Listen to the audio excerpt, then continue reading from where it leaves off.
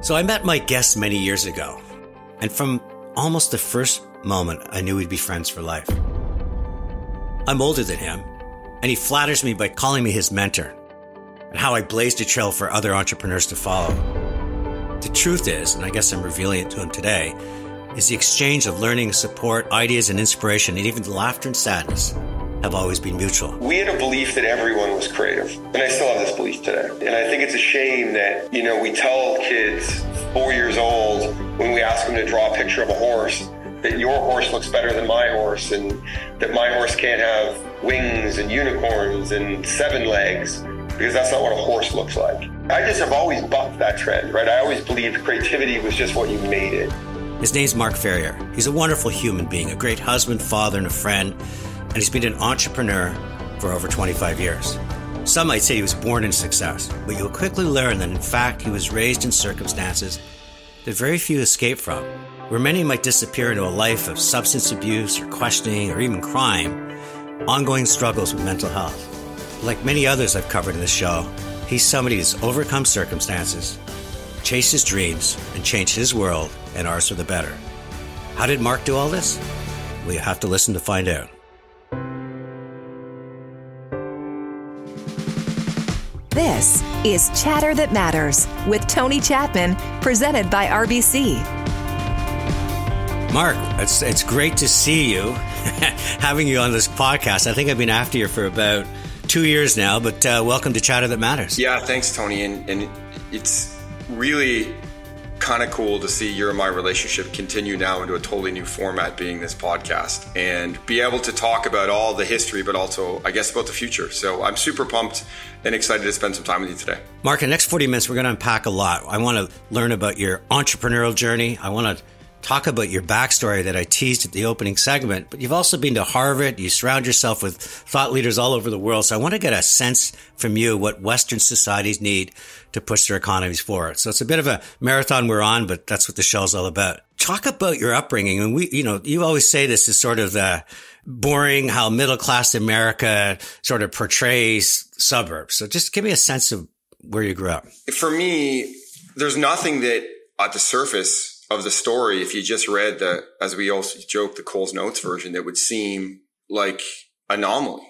But when you dig a bit deeper, and it's probably taken me 25 years to be able to actually dig deeper and be in situations where you've got to be more transparent and more vulnerable. I grew up in Toronto on the east side, and you would say in a really white picket fence kind of area.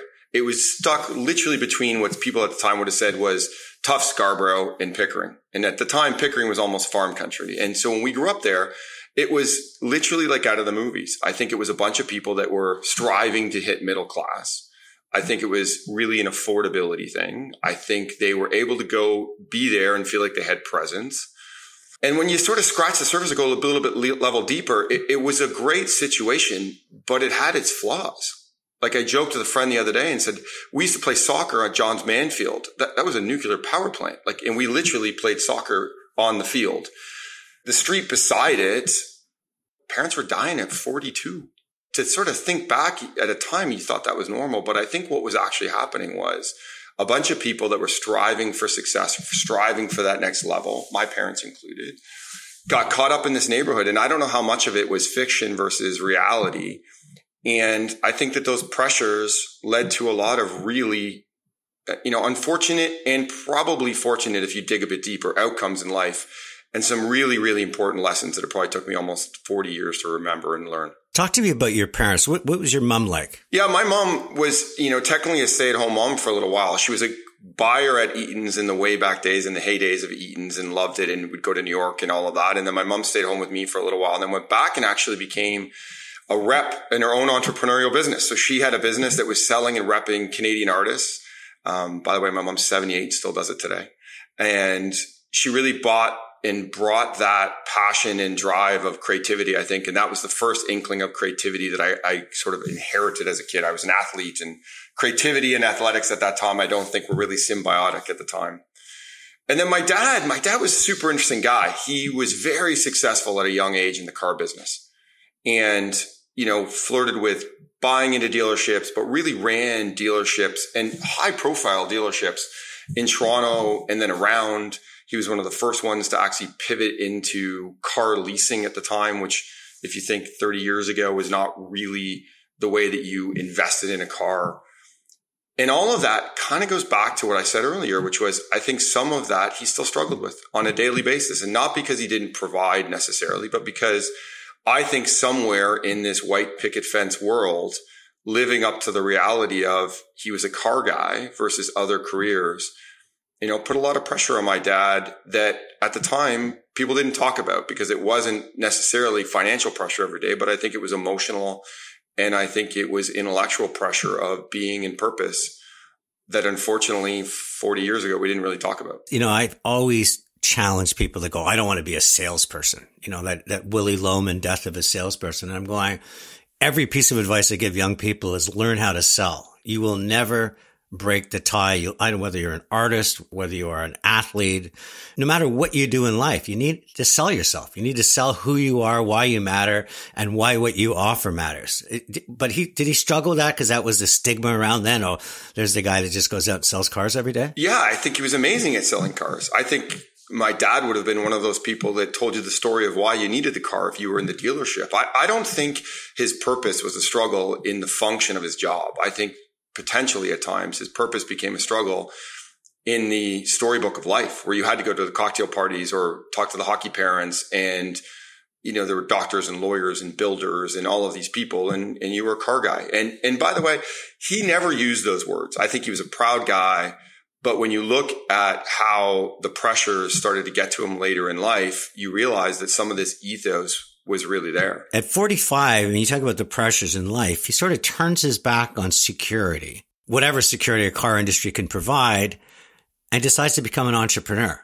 That's long in the tooth for a lot of people because you're often risking everything you built to date. I mean, that's one of the things about being a small business owner is your assets are on the line. Yeah. And I'm not sure it was the most well thought out plan, if I'm super honest, but I think it was a purpose driven plan that he left the car business. He felt like the car business was, once again, didn't have the status, but being an entrepreneur, he jumped at an opportunity to try and be an entrepreneur. Like most entrepreneurs, he did it in a way that was a somewhat dysfunctional partnership with somebody else, because that was his big first step. But even worse than that, think about that. He did it, didn't really have a lot of security in it. It was in, he was a car brokerage business, which is sort of a middleman strategy in the car business. And he had a kid going to university. So I was the first person going to university, and he did all of that within about 8 months. Left his job, started a new business, dug in, and like all entrepreneurs, at a certain point felt all those pressures. And so I think the dream of being an entrepreneur that we all talk about because it's sexier at a cocktail party, I think the reality of being an entrepreneur and having to live through all of those pressures was a really hard shock at times. You're listening to Chatter That Matters with Tony Chapman, presented by RBC. Our guest today is Mark Ferrier, good friend, someone I admire for his character and his approach to life. So, Mark, take me back to December 23rd, 1998. You're 26 years old, but instead of wrapping presents, you have to unwrap the realities of a phone call from your mom that would change, I think, everybody in your family's life forever. Yeah, it's funny you say that date, Tony, and I still swallow in my throat. And it's 25 years ago, literally this year.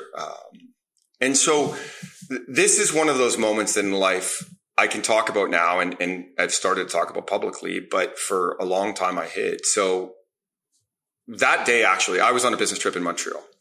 And it was one of those times at 26, you actually got to go on the leadership business trip. So I was chest out, having a great time. We were in Montreal, and my mom was desperately trying to get a hold of me, like 10 phone calls on one of those block cell phones at the time. And I was in a business meeting, so I didn't do it. I landed back in Toronto, and I picked up the phone, and my mom finally got a hold of me. She was beyond, you couldn't even understand her on the phone. So I thought somebody passed away in my family. And then she said to me in black and white words, like there was no coding it, your dad's in prison. He's robbed a bank. You can't comprehend those words. To be fair, if you go back to, I grew up in a middle-class family. We didn't really feel like we would ever be in a situation where somebody robbed a bank. What happened at the time was my dad was obviously suffering a lot of pressure financially. My dad was also going through what was later diagnosed as a dissociative disorder, where he was in such a mental state of, he became living two lives, which is why I can look back on the history. So he could live the life that was daily, that he had to get through in his own head. And then he would pretend to live the life that we were all leaving. And he literally could separate the two lives. And so what happened was he, had obviously thought about what are my options in life. He didn't talk about it, unfortunately. In hindsight, as we learned, he basically had two options. He was either going to take his own life, or he did what seems like probably the most improbable and illogical thing ever, which was he walked into a bank calmly. He talked to the tellers. He told them he was robbing the bank. In a crazy turn of events, which I've learned through going through all of this, he actually got into the vault, which is even crazier. He took the money out, and by the time he got out of the bank, someone had obviously called from an ATM or something and said, hey, there's a situation. When he got out, the police were there. And with that, there was no altercation. There was a couple other instances that happened in the legal situation that unraveled, but he was fully robbed a bank. And then based on trying to figure out how to get out of that situation with the police there, he basically confiscated a car. And those two things are super important, because what happened was, as we got into it, learning that your father had robbed a bank was terrible. But as we all look at these legal things at the time, you're like, oh, well, he was mentally unstable, so that's going to be okay. But what actually happened, Tony, was probably even more dramatic and scarier, which was based on how the situation went down. He actually had been charged with something that was 4 years plus one. And when that happens, you have to go to maximum security prison. So my dad was 58 years old, decided that this was a better option to live in than not live in, which, imagine that pressure to make that choice. Middle neighborhood, remember, like this isn't like this stuff happened all around us. And so from 58, when he actually committed a crime, the story starts to unravel. And you can imagine us as a family had no skill set to manage this, had no resources to manage this, pretended that this reality wasn't true because of the neighborhood we grew up in. But at the time, he was on like CTV News at 6:00.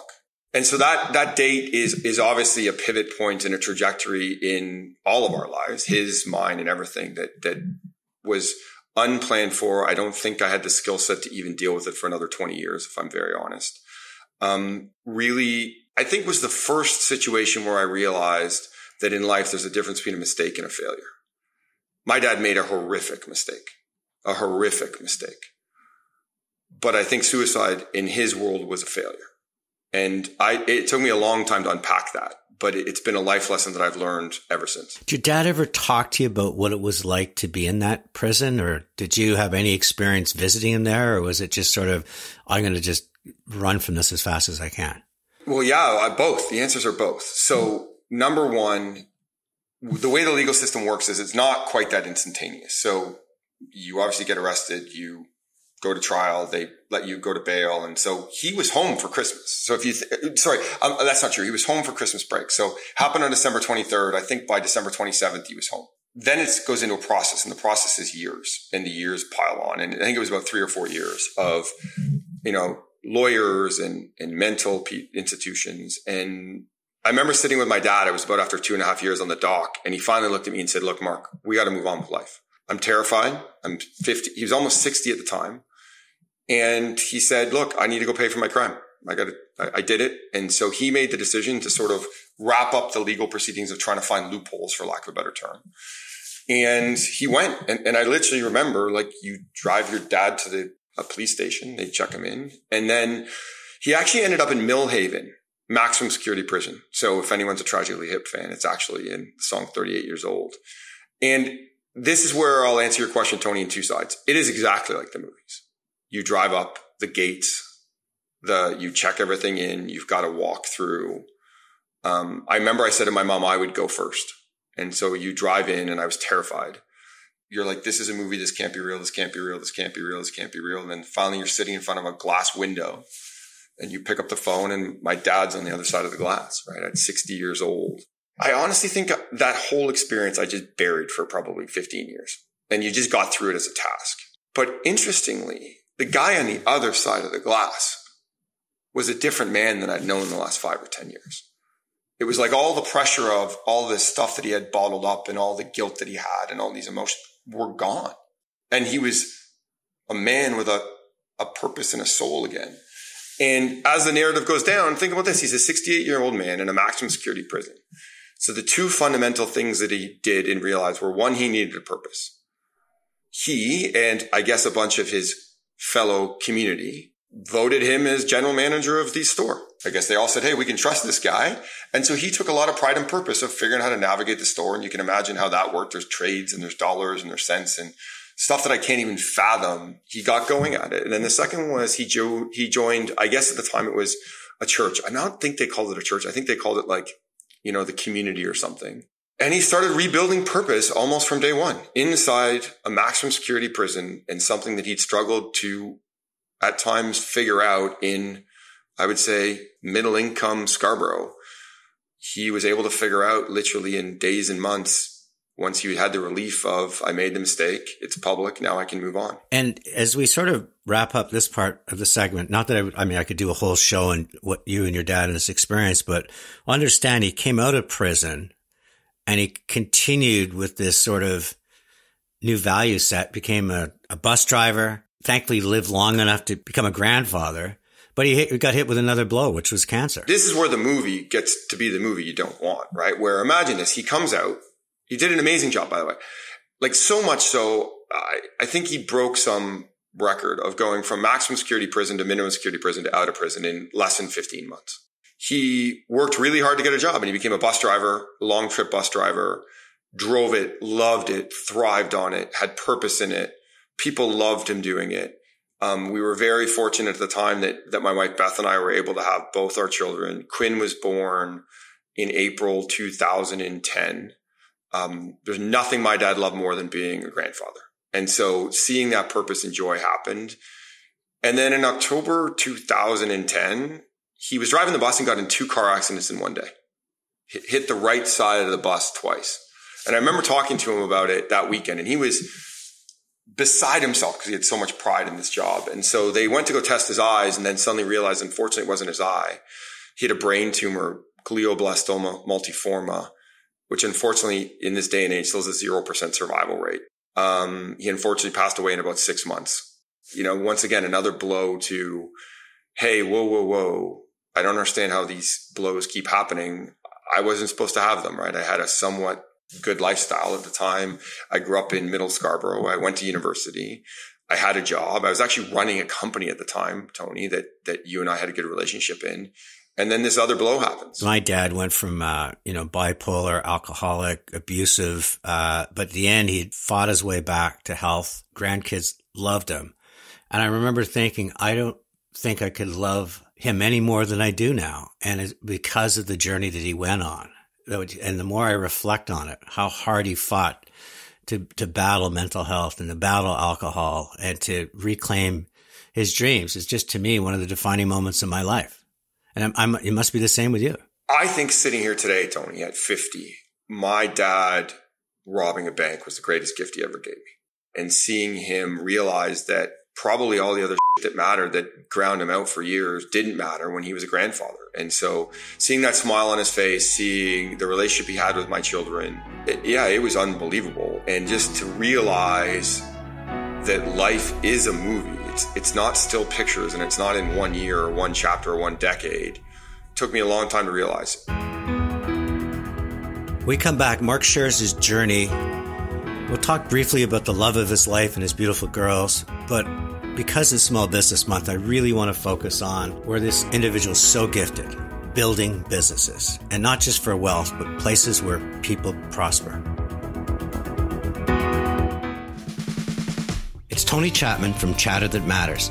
I ask Canadians about their money matters. We talk debt, inflation, interest rates, and many were worried, and some felt they could lose everything. In response, RBC has created My Money Matters. It's a site where you gain financial knowledge, you learn how to manage debt, reduce stress. There's even tools and apps to help you deal with the realities of today. Visit rbc.com/moneymatters. Your financial well-being matters to you and to RBC. You're listening to Chatter That Matters with Tony Chapman, presented by RBC. My guest today is Mark Ferrier, is the founder and CEO of his latest venture, And Capital. So, Mark, we've known each other a long time. I consider you one of the best entrepreneurs. Give the audience just a quick highlight reel of what you've done so that we can really spend time on how you did it. Yeah, so I was fortunate enough to have some people early on in my career that gave me an opportunity when I was probably in that 26, 27 range where I could be a minor partner and feel like an entrepreneur in a sweat equity world. Obviously, people have heard the first part of the story, so I had no money to put into it. But I think that really gave me this purpose and autonomy, and in some ways gave me the opportunity to sort of chase some of the demons from my past. And so I was in the marketing, sales, promotion business, where the first business that we owned was a company called Launch. I ended up exiting that business in, once again, a crazy turn of events where I had partners suing us and lawsuits flying around, and at 30 years old, stuff that I had no comprehension of. That business, with the help of some good people, I was able to pivot into a business called Traffic. And that business was really followed the jet stream of a business that Tony, you owned at the time called Capital C. And we built that business up in the marketing communications.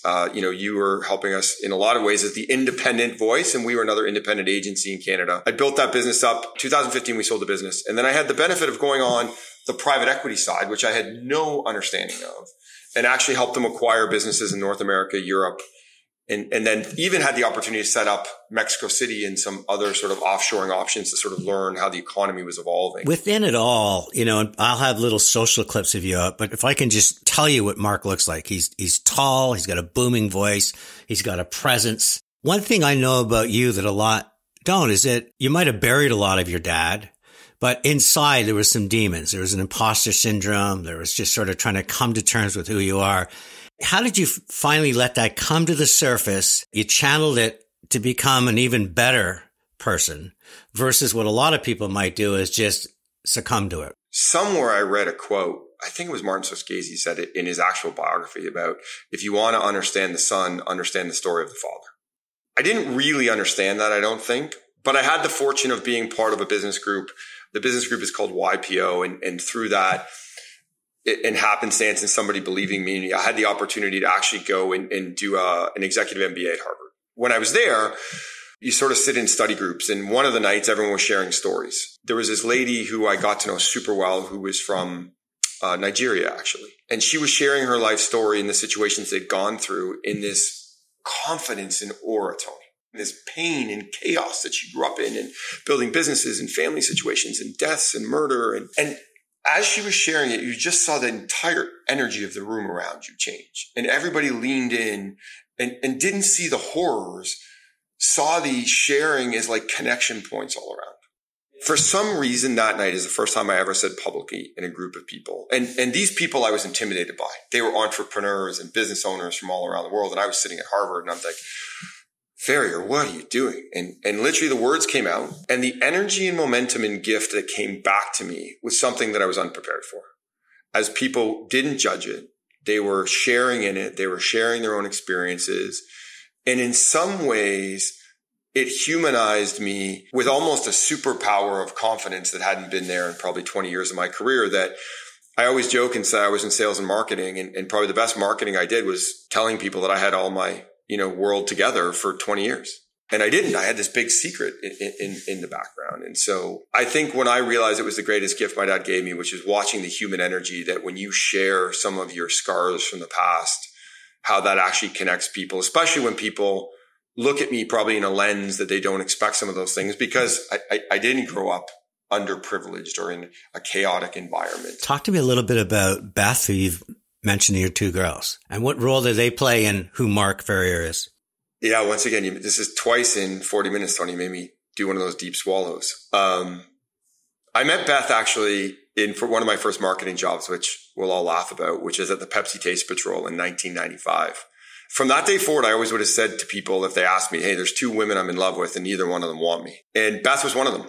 And I was very fortunate to get our paths cross again at a job early on when I was actually sort of in my first entrepreneurial gig, and we just kind of connected in a situation that, at the time I was in a relationship, but I just knew this was the person. And so I unraveled that relationship, and Beth and I have been together ever since. We had 2 girls, RK, or Riley Kate, as they call her, RK, and Quinn.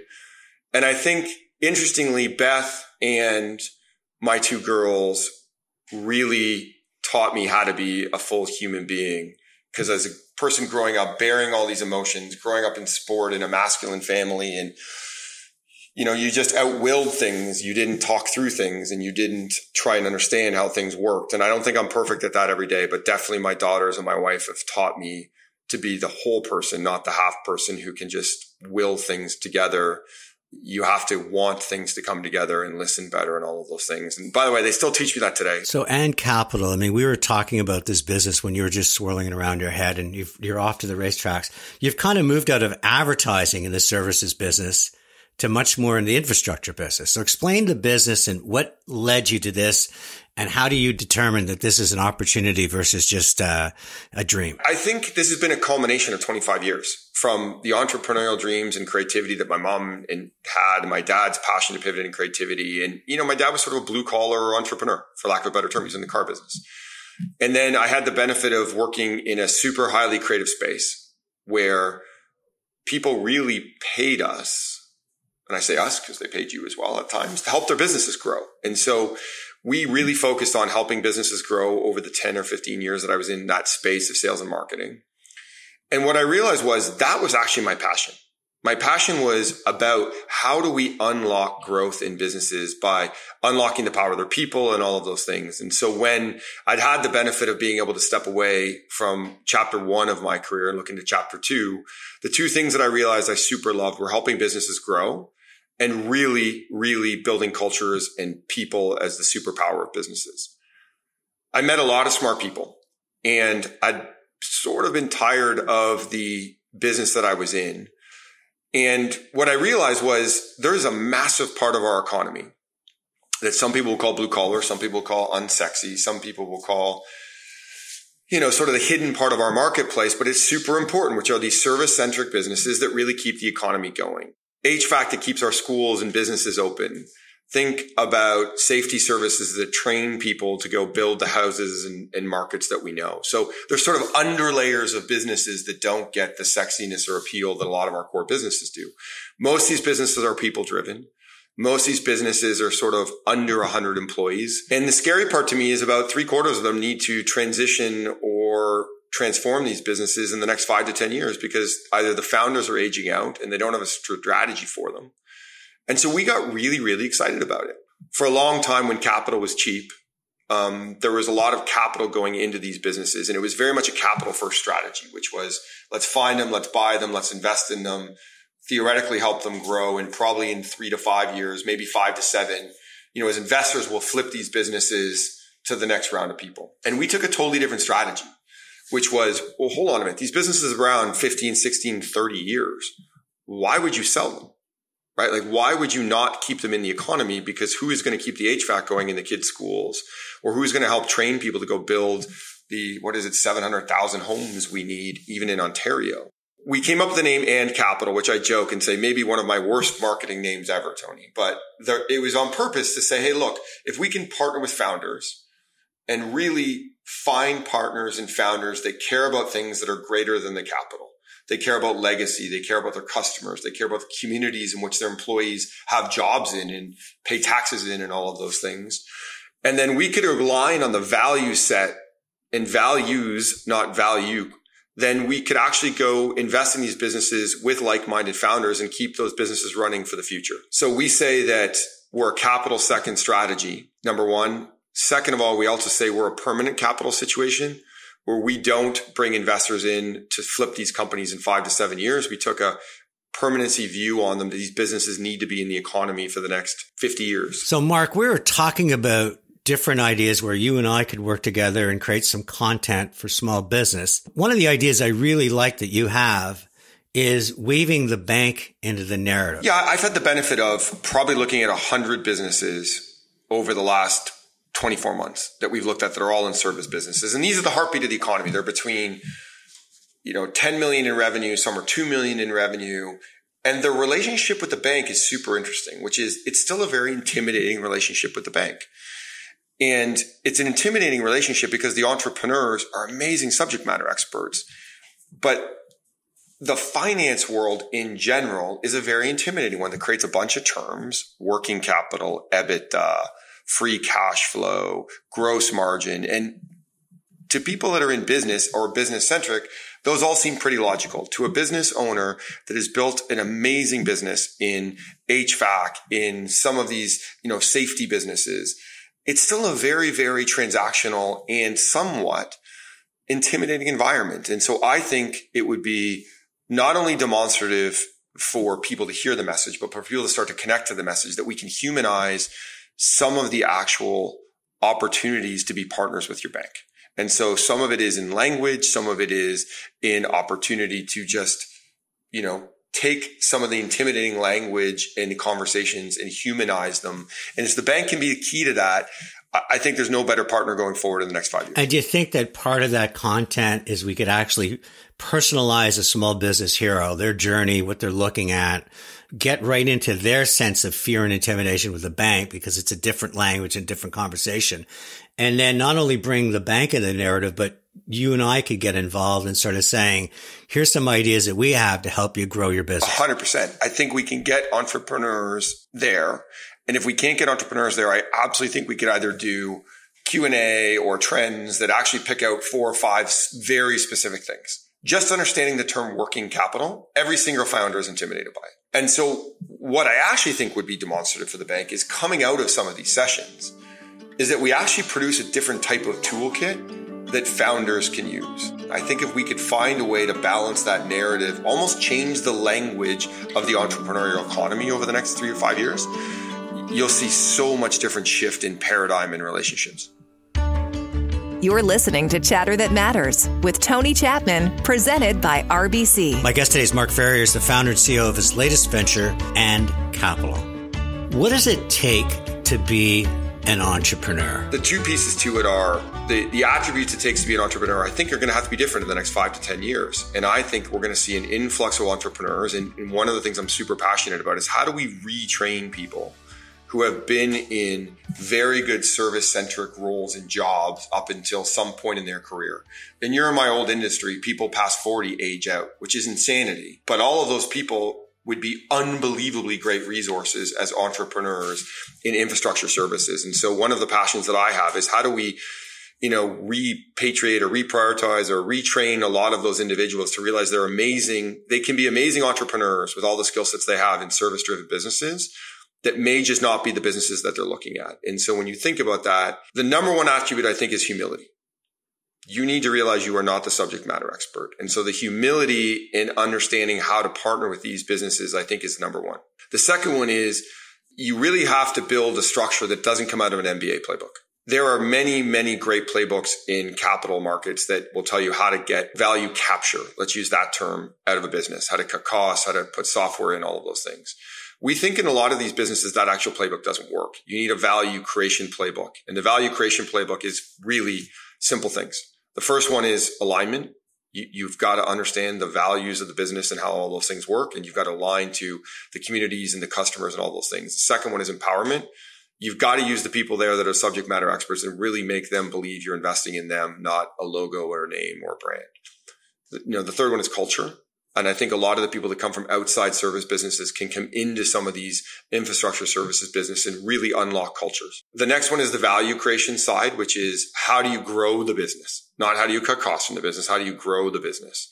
And then, the last one then is execution, because once people get that flywheel turning, they get really, really good at getting better at it. You and I are very passionate about Canada. What does this country need to do to become the greatest place on earth, not just to live, but to find that word that you've used probably 15 times in this interview, purpose? We really have got to start with the attitude that we don't want to be number 3. We've got to start believing that our entrepreneurs, our communities, and our businesses can be number 1, that they can be leaders, and we got to support them like they're being leaders. And we need to play on our front foot. We need to not play for the tie all the time. And then the second piece for me is I really think in order to keep our economy growing and service all the elements that we need to our economy, we actually have to rewrite the narrative. And we have to rewrite the narrative, whether that's between entrepreneurs and financial institutions. I think we need to come up with a totally new language that actually is self-supporting of both, that both are demonstrably working off one set of core directional alignment or whatever you want to call it from that standpoint. Because right now there's still this us and them mentality and a lot of fractures in our economy. And I just don't think that's going to get us there where we are right now as a Canadian economy. We're on our back foot and we still have a lot of us versus them mentalities. And really we need a we mentality going forward. You know, if it's the entrepreneurs and the new entrepreneurs that are coming into the marketplaces and our financial institutions, we all need to work together to keep these businesses growing and thriving. That's I guess that's my second part. And then the last one is, man, we need a lot more creativity. We need a lot more creativity in how we problem solve, how we think about these businesses, how we think about the structures of them. And we need to break some of our old paradigms. And I think that one, I don't have all the answers to. I'll be very honest about that from that standpoint. I don't have all the answers to, but I do know that even if you think about how some of our businesses go to market or how some of our businesses recruit or all of those things, I just don't think what worked for the last 5 or 10 years is going to work for the next 5 or 10 years. And so creativity needs to be a core business tool in the next 5 to 10 years if Canada wants to compete. One time you had to pick up the phone and talk to your dad through glass because he was in a maximum prison. If you could pick up a phone today and talk to him in heaven, what would you say to your dad? I think the first thing I would say to my dad is thank you. That the thing that he thought was his greatest mistake was actually the greatest gift that he gave me, that I couldn't have been the whole person I am today without my dad allowing me that path by him making a mistake. As your mom's thinking about you, I mean, this is the mom that was the buyer at Eton, stayed home, had to go back to school, reinvented herself. Was she looking and talking about you? What does she say? Yeah, my mom and I have a great relationship. I think she has pride. And at the same time, she makes sure I have that humbleness. Let's put it that way. And I think my mom is way more proud of how my non-financial world exists in community with my family and my friends and my own self-confidence in being the whole person that I am right now. And I think at times my mom still struggles with that. I think my mom misses my dad a ton, but I think she's super proud that I've able to embrace and accept my whole self at this stage of my life. So Mark, I always end my shows with my 3 things, and we've covered so many wonderful areas, but the first one I want to talk about is the difference between mistakes and failure. And in this case, it was life and death because your dad made a mistake, but failure was him taking his life. And I think that is an incredible lesson in life for people, is not fearing mistakes, learning from them, growing from them, as opposed to just checking out. I think the second one is just how much of your parents roar through you, because every time I bring them back, you have this smile on your face. You talk about their entrepreneurs, and yeah, your dad probably had to deal with some stigma because he wasn't a lawyer or accountant. But I can tell you something. There's probably days where he came back selling 5 cars and felt more excitement than any lawyer would be sending another bill in for another file. What he did was really create, as you said, some transformation, telling people why they needed a car versus a lawyer papering some deal. But the thing that came through, and I was going to use the word purpose, and I guess I have, but it's really follow your heart. I've known you from the very beginning. You're a softie. You roar with love and passion. I always say head, heart, and hands. You've heard me say that a million times, but yeah, you're incredibly intelligent. You got your Harvard Executive MBA, and hands, you're a superb executor at what you do. But I think it's your ability to sit down with these owners, to tell them, you know what, humility, understand what this business is about. It's not a logo or positioning statement. It's about people. And I think that you've always followed your heart.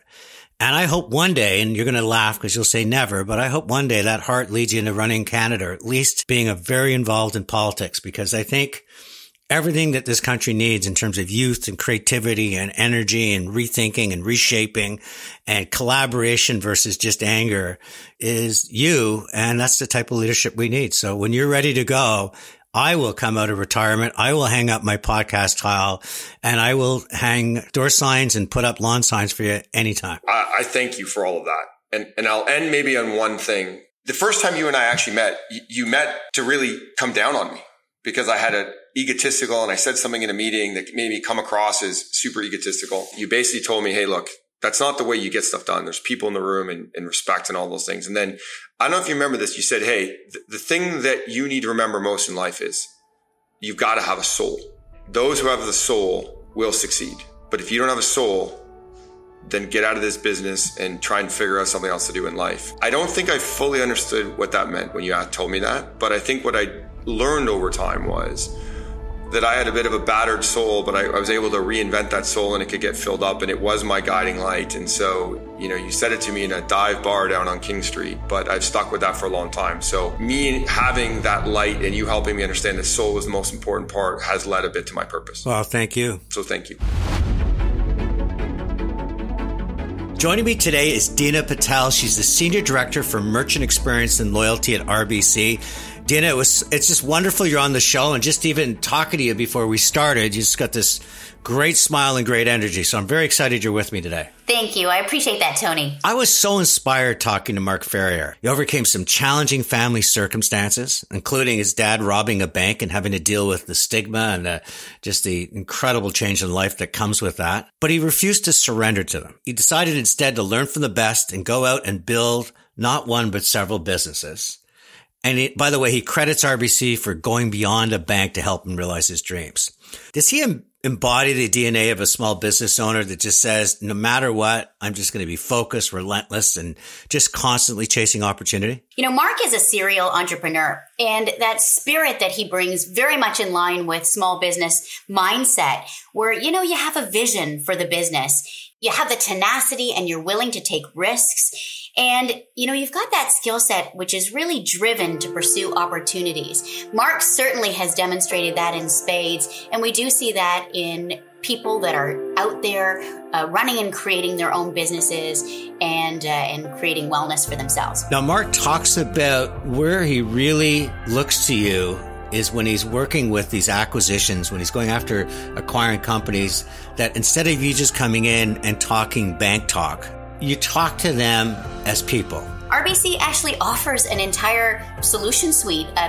People might not know about it, but beyond banking services that we offer, whether that's from marketing to HR to helping businesses run their operations, we carry that treasured responsibility and relationship with the client, and also really put our clients first. That's part of our culture, and it's who we are. Over the years, I've done a number of campus talks. Most of the people are interested in becoming an entrepreneur.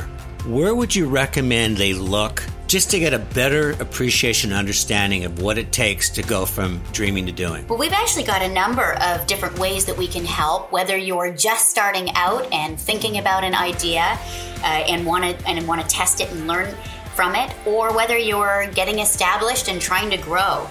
We're definitely here to help. And one place you could go is to RBC Owner. That's a place where you can register and incorporate your business. It's a great place to validate creative ideas. Entrepreneurs often have ideas on the back of a napkin that they need to socialize and really understand what they could do with and where there may be an opportunity. There's abilities for us to help create business plans. And we really partner with people to help understand what they're trying to strive to achieve and then what they may need to get started. So Owner might be a great starting place. I'll make sure I put the link to it because I do believe it's spelled OWNR.com. That's correct. Thank you. Chatter That Matters has been a presentation of RBC. It's Tony Chapman. Let's chat soon.